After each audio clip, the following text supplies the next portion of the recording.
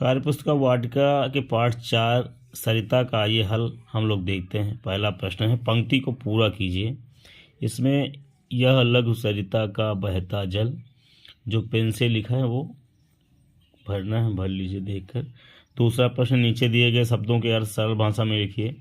शीतल का अर्थ है ठंडा, निर्मल, स्वच्छ, सरिता नदी, रजनी रात, वसुधा पृथ्वी, अंजलि हथेलियों से बनाया गया गड्ढा, करुणा दया या रहम।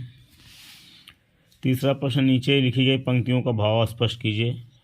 कहा, पी पी कर अंजल भर मृत जल। सरिता के जल को पथिक अपनी अंजलि से भर भर कर पीकर सुख व संतोष प्राप्त करता है। खा, कितना कोमल कितना वत्सल रे जननी का अंतस्थल। कवि ने सरिता के जल की तुलना माता के स्नेह कोमल हृदय व आंचल से की है। गंगा यमुना सरयू निर्मल, यह लघु सरिता का बहता जल। यह लघु सरिता का जल गंगा यमुना सरयू जैसी निर्मल नदियों के समान निर्मल है। चौथा प्रश्न, दो दो पर्यायवाची शब्द लिखिए। पर्वत, पहाड़, अचल। जल का पानी, वार, नीर। वसुधा का पृथ्वी, धरती।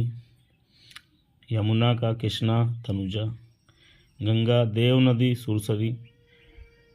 पांचवा, कविता में सरिता के जल के लिए अनेक विशेषणों का प्रयोग हुआ है, जैसे शीतल, निर्मल आदि। ऐसे ही जल के बारे में प्रयोग हुए विशेषण दर्शाने वाले शब्दों को कविता से ढूंढकर लिखिए।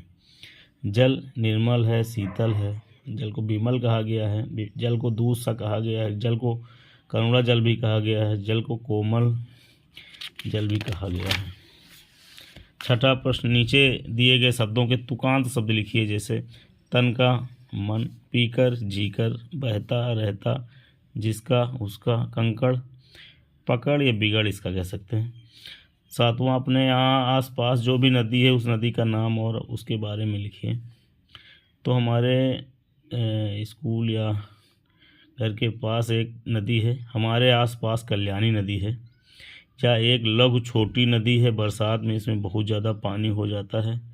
लोग शिवरात्रि, मकर संक्रांति आदि पर इसमें स्नान करते हैं। हम लोगों के लिए एक पवित्र व नदी है।